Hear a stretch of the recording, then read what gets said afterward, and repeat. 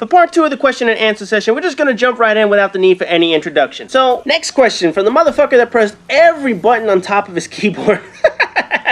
Roughly how many times have you died since YouTube? I have no fucking idea what you're talking about. I mean, are you talking Call of Duty deaths maybe? Video game deaths in general? I mean, I played a shitload of games. It's not like I kept the counter going and be like, yep, that was my 67,567 deaths. No, I haven't done that shit, man. That's like asking, how many hairs do you think you've cut since you started shaving? It's a number that you really can't calculate up in this motherfucker. Terry Hestico sent in some questions and then he realized that he wanted to edit and go back and change this motherfucker. He realized the first question I already answered about Breaking Bad. Second, thoughts on New York getting ass raped this year? Which team? All of mine sucked.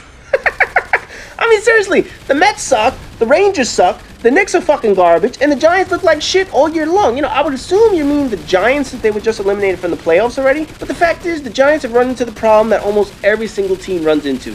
Key players got old, there's not enough cap space to sign top names, the offensive line fell apart, they can't block anyone, even with a patchwork line, and the defense has more holes than a 100-woman-only orgy gangbang, man. All the teams go through this, and it's time to restock. In his next set of questions, he wants to know, who is my favorite video game villain of all time? Now, I'm going to go with Kefka of Final Fantasy VI. You know, long before Heath Ledger did the Joker in Dark Knight, Kefka was the perfect psychotic motherfucker in Final Fantasy VI. Before intelligent thinking sociopaths were used as great villains, he was the blueprint for absolutely terrifying final bosses. He set the standard for all the crazy ass villains you see today. Favorite movie villain? You know, I don't want to spoil either movie for those who haven't watched them, but the same actor played the villain in Seven and The Usual Suspects. Now, I don't want to reveal any more than that because the plot twists in both those movies were excellent, but for those who watched the movies, you will know exactly who I'm talking about. What is the one thing that you saw that made you laugh the most? It's the video on YouTube of the lizard jumping on the reporter's jacket.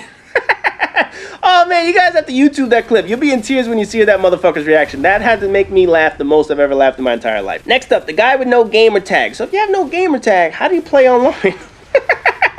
He wants to know, where do I get my analogies from? And if I were to make my own game, would it be a concept similar to the Blueprint series? You know, the analogies come from all different sources.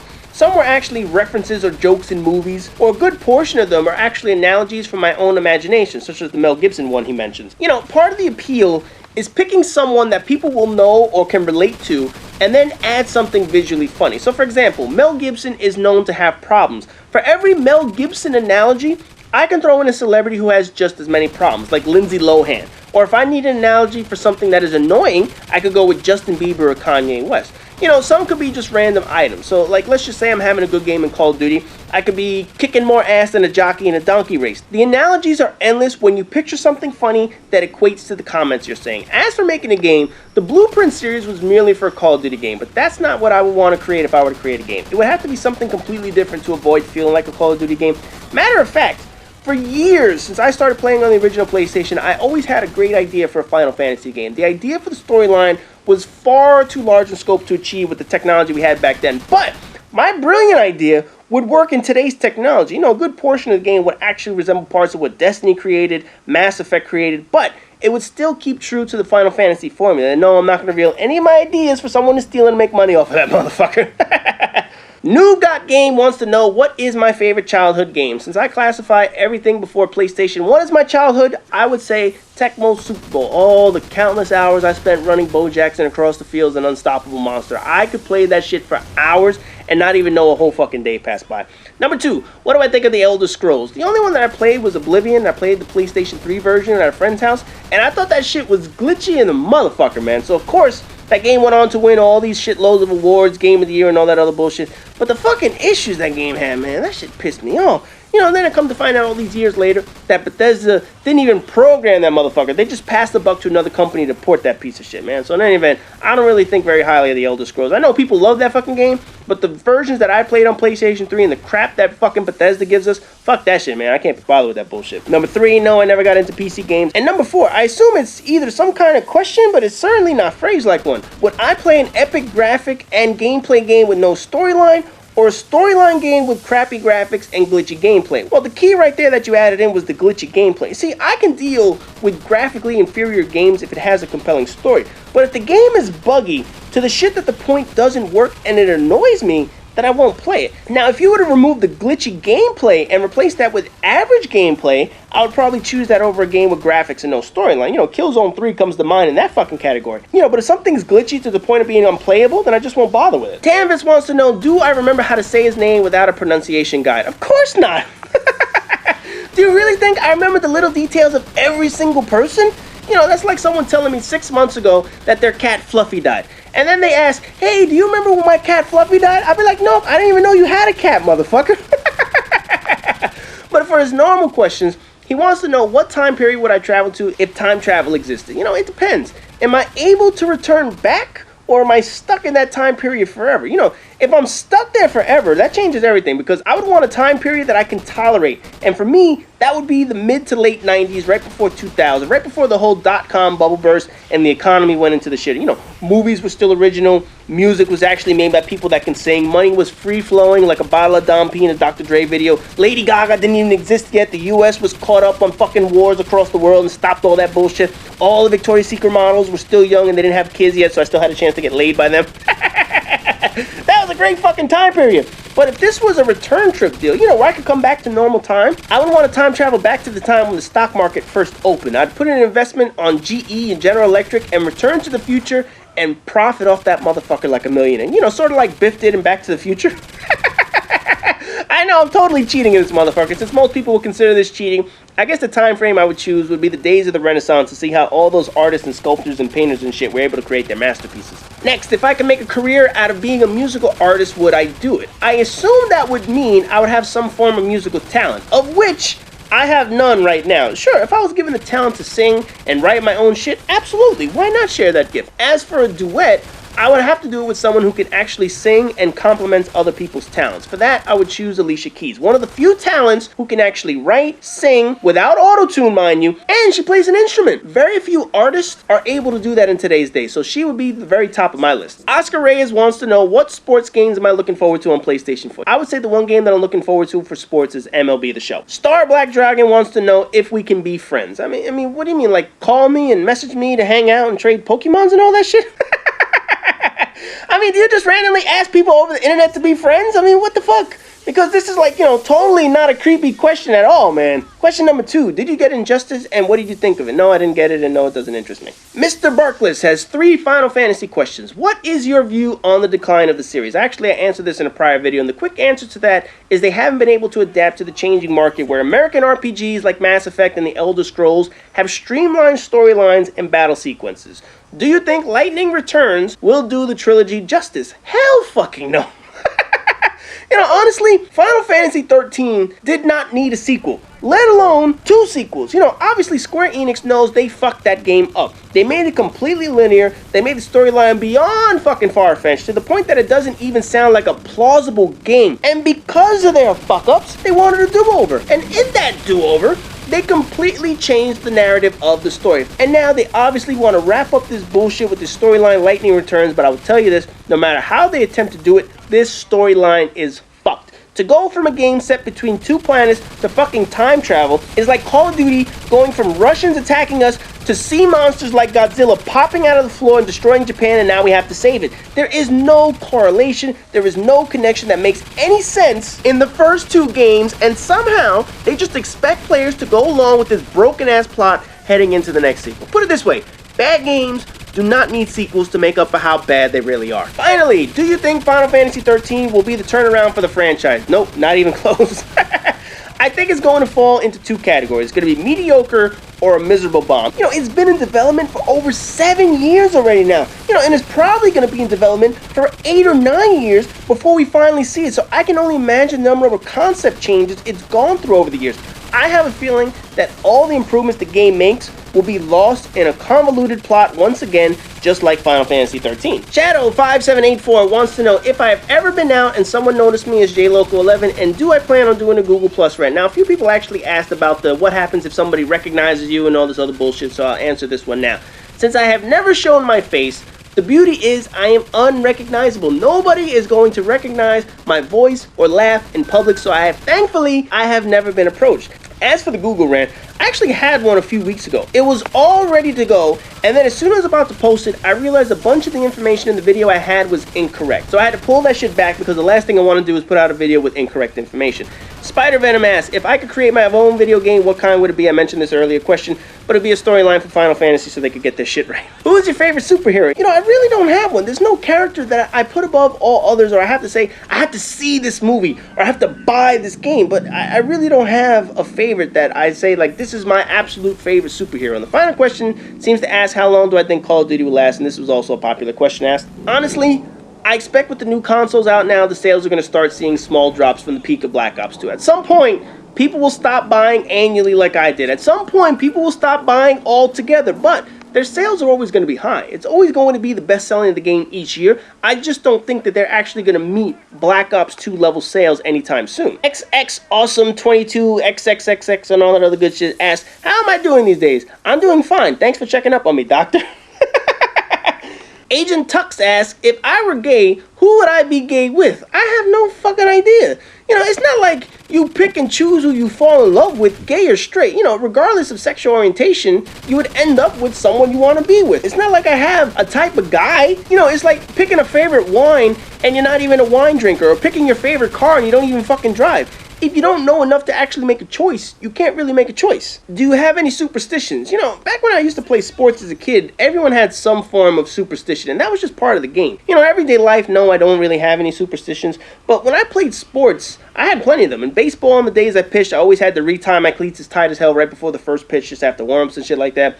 Football on defense, we always took a handful of grass and smacked each other in the head to get dirty before the game. In bowling, I always had to be the last bowler of the group. I could not bowl in any other position other than being the anchor. Those were some of the superstitions that I had when I was a kid. What's your favorite swear word? I already answered that. It's motherfucker. What's your favorite clean word? Now, do you mean clean word like a clean insult, or just favorite word? You know, for a clean insult, the only one that has no connotation of being a swear word would be idiot, because things like asshole, jackass, pussy would probably be disqualified, although they could pass TV censors nowadays and shit like that. But as for a regular word, I really don't have a favorite word. I just talk and not think about it. It's not like, ooh, my favorite word, I have to figure out how to use it in a sentence. No, I really don't think that way. Hawk525 wants to know my predictions for PlayStation 4 and Xbox One. You know, both have a well-developed fan base, and while most people predict that PlayStation 4 will sell more, I don't think it's going to be a big blowout that people think. I do think PlayStation 4 will sell more total consoles than Xbox One, but it's not going to be like PlayStation 2 original Xbox type blowout. I think Xbox will eventually roll out a model that doesn't include Kinect at all. You know, absolutely no Kinect, no need for Kinect, no need to actually have it in the box, but they're going to build the technology directly into the console, as opposed to being the peripheral that comes with the device and shit like that. I think Sony is going to announce a shitload of exclusives from their own internal studios over the next 3 years, and that's pretty much going to solidify their position as they focus on games only. Now, Chris Campbell asked a question that's pretty much similar to what everybody's asked. Where do I think the Call of Duty community is going to be in 3 or 4 years or so? And do you really think the developers will fix anything of their piece of shit games as long as people keep wasting millions on them? Well, for the second part, you basically just answered your own question. As long as we keep giving millions to them, what incentive do they have to improve?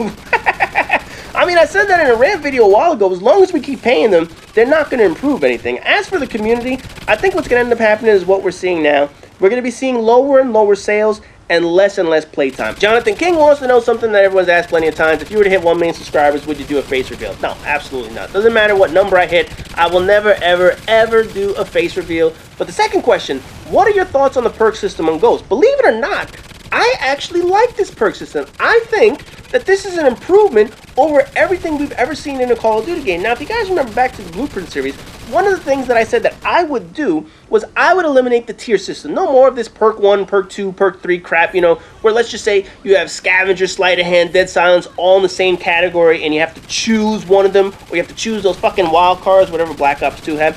Basically, I said, you know what? Here are your perks.